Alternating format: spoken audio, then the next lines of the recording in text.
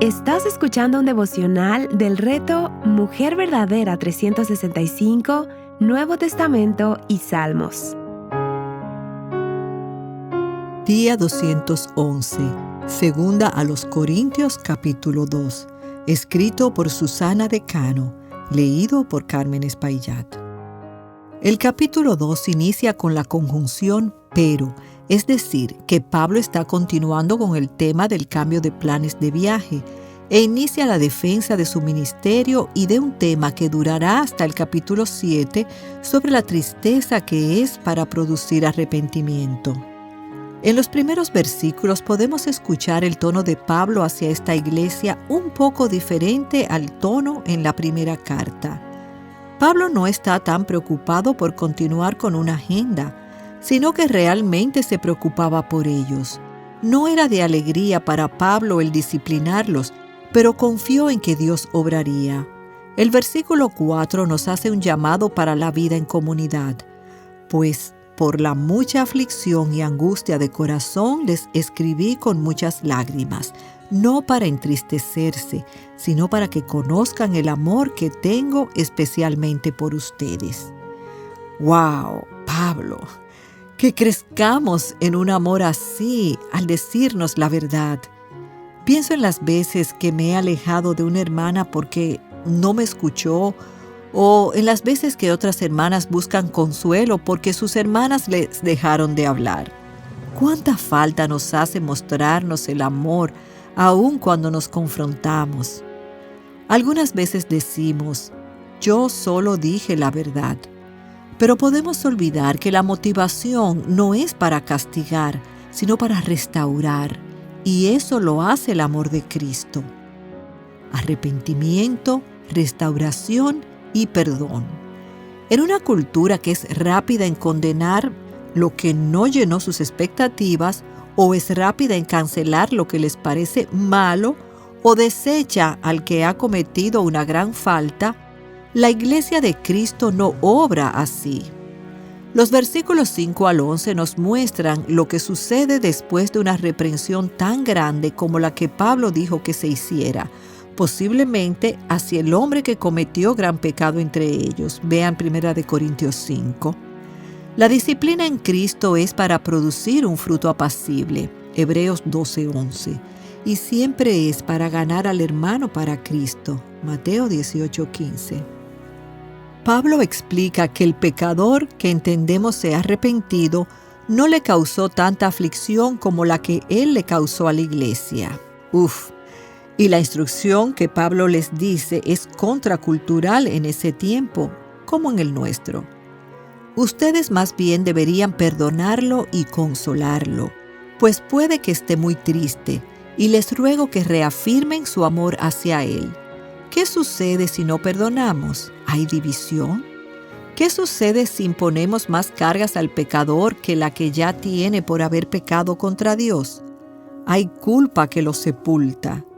¿Qué sucede cuando no perdonamos? Pablo dice que Satanás tomará ventaja sobre nosotros, o como también dice Pablo a los de Éfeso, Efesios 4:27, ni den oportunidad al diablo, en el contexto de lidiar pronto con la falta de perdón y reconciliación. Cuando hay una dureza inapropiada hacia aquella hermana que ha pecado, pero se ha arrepentido, favorece las maquinaciones de Satanás para traer división y romper relaciones.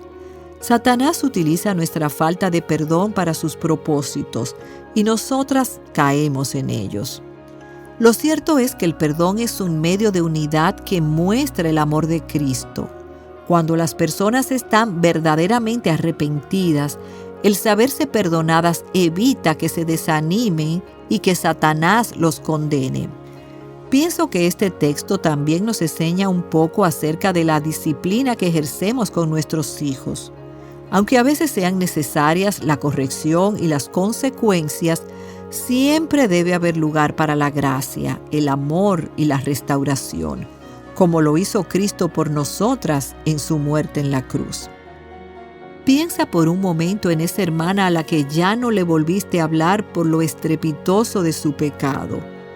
Si tan solo ejerciéramos ese amor unos por otros, nos arrepentiríamos más rápido.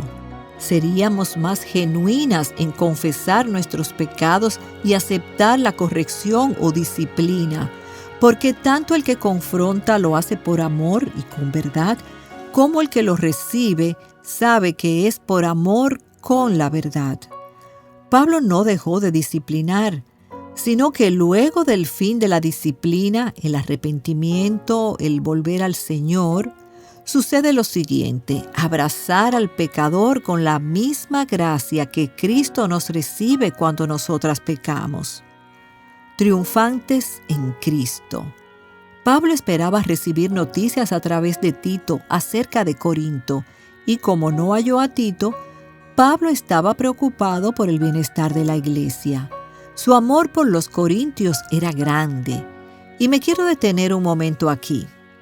Pensaba en lo importante que es honrar a nuestros líderes con las decisiones que toman. No siempre las comprendemos o aprobamos, pero como nos sujetamos a Dios primero, podemos confiar en que Dios sí sabe y obrará para su gloria. Y como es costumbre de Pablo de apuntar a todos hacia Cristo y no hacia Él o a sí mismos, Él nos regala estos hermosos versículos del 14 al 17. A pesar de las aflicciones de Pablo, Dios le estaba dando la victoria. ¿Notaste la repetición de una palabra en estos versículos? Es la palabra fragancia, fragante, olor de vida. ¿Qué nos está diciendo Pablo? Aunque en su idioma original no es la misma palabra, nos dan una hermosa fotografía del Evangelio. Somos un fragante aroma de Cristo, porque Dios se complace en su Hijo y en su obra salvadora. El mensaje del Evangelio es un aroma para todos aquellos que escuchan su proclamación, y para quienes no lo aceptan es olor a muerte. Ese hermano que se ha arrepentido es una muestra de ese aroma fragante y de ese olor de vida para vida que hallan en el Salvador. Hermanas, no es por nuestros esfuerzos, no es por nuestro desempeño, no es nosotras ganamos y somos victoriosas. No, es el triunfo de Cristo. Y por eso nosotras podemos ser llamadas hijas de Dios. No se trata de nuestra victoria, sino de Cristo en la cruz y su resurrección. Por lo tanto, Él es el protagonista y nosotras meros instrumentos de su gracia, a ser usados como Él disponga y donde Él ha dicho. Y al final Pablo hace una pregunta: ¿quién está capacitado? No es una pregunta aislada. Pablo tiene en mente la defensa de su ministerio, como vimos ayer. Los falsos apóstoles que estaban desviando la mirada del Evangelio y de responder a Pablo, probablemente podrían asemejarse a enseñanzas que hoy escuchamos sobre los cristianos no sufren o los cristianos no pecan, solo fallan. Estos hombres hacían todo lo contrario a lo que hizo Pablo, ya que comercializaban la palabra de Dios. Y es que los verdaderos siervos de Cristo enseñan la palabra de Dios con sinceridad. Sus motivaciones son guiadas por amor a Cristo y a los demás.